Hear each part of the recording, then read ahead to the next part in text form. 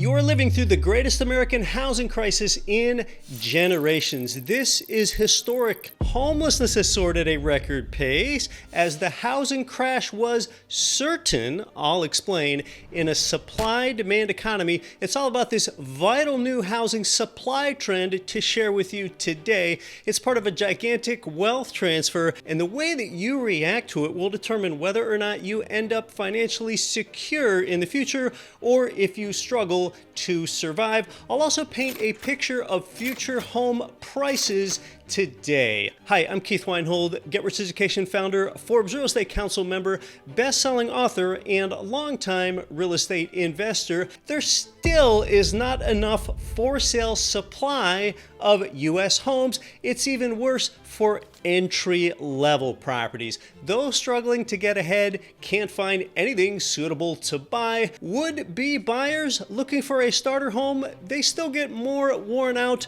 than your grandpa after 2 games of checkers. But inventory levels, they're not as bad as they used to be. As we look at this, the black line shows 2024. The gray line, 2020, where I've often cited in the past that the housing supply crash has indeed already occurred because that line has the steepest descent. And some experts consider a 20% loss a crash. Well, you can see that by the end of 2020, this was a 50 to 60% housing supply crash just from where we had been only 2 to 3 years earlier. 2020's massive supply crash is when buyers frantically sought their pandemic pad. You had dozens of offers on homes and cars wrapped around the block for open houses. That was a wild time in real estate. Now here in 2024, listings historically rise every summer, and we still got a ways to go to claw back to a more balanced pre-pandemic housing level. Now I'll break this down state by state with a great map for you shortly, but nationally, we're still 29% lower today. That's where we are now. There are 29% fewer for sale listings than there were 5 years ago, and many states still have inventory levels lower than pre-pandemic times. From July of 2019 to July of 2024, here's how much less supply each state has. What's going on here is that the Northeast and Midwest haven't had enough home building to keep up with demand. I guess there were too many snow days, or builders constantly distracted by potholes and cicadas. Conversely, there are 3 popular investor states where for sale inventory is actually a tad higher now than it was in pre-pandemic July of 2019. Texas at up 6%, Florida plus 5%, Tennessee up 2%, Idaho is the only other one that's up. So we are now in this housing crash aftermath phase. The important thing to remember, though, is that nationally, buyers still outnumber sellers, and this puts even more future upward pressure on home prices.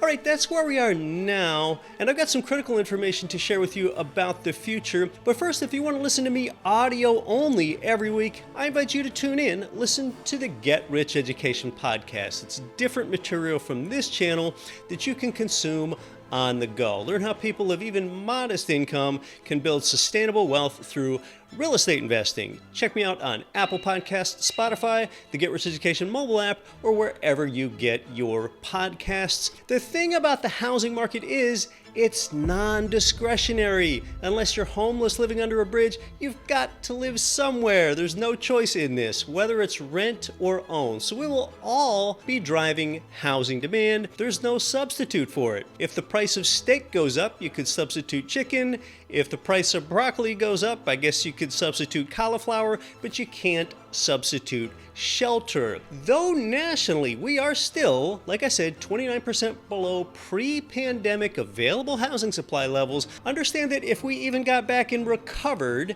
and get to even in the future between supply and demand, well, the market, it still wouldn't be oversupplied. It would just be balanced. Back in 2019, which was a more balanced market, home prices were appreciating at 4 to 5%. Now, I don't see in the future how real estate prices could have another 20% surge here anytime soon, but appreciation rates, they could go up from here. Let's talk about why. Besides the undersupply, Mortgage rates have fallen substantially this year, and if this trend continues, more buyers will qualify to buy. And consider too that mortgage rates, they have fallen before the Fed even began to lower interest rates. The Fed hasn't lowered interest rates since March of 2020. They started raising them in March of 2022. For every half-point decline in mortgage rates, more than 1.1 million additional buyers can afford an entry-level home, a bottom 25% valued home. So if rates fall a full 1%, that's 2.2 million more purchase qualifications. But not everyone will want to sell if they're still locked into a 3% mortgage, if rates are still a few percent higher than that for that prospective seller. So this can make the number of offers increase and a ripe environment for home price appreciation to increase faster than its current rate of 4.1%. That's a current home price growth rate, 4.1% per the NAR. Now there's always a black swan possibility, a near depression level event, or a chance that a giant meteor could hit the United States, but there's virtually no way that home prices can revert back to pre-pandemic levels. The rate of inflation has slowed, but prices are still rising for consumer goods 2 to 3%, and the high post-pandemic inflation wave, that is now indelibly baked into the cake. Homes now have a higher built-in cost of labor, higher embedded costs of materials, and higher land costs too. So the lesson is a continued low housing supply and a likelihood that more buyers will qualify to own property. That means that waiting to buy property will probably not help. Well, now that you know about housing's supply side, to get the complete picture, you've got to understand housing's demand side. Where is the demand going to come from? Births minus deaths and immigration. Population growth has slowed. Will it grow enough for steady future demand? Join me. If you ever want to understand demographics and the demand side, you need to watch this video right here.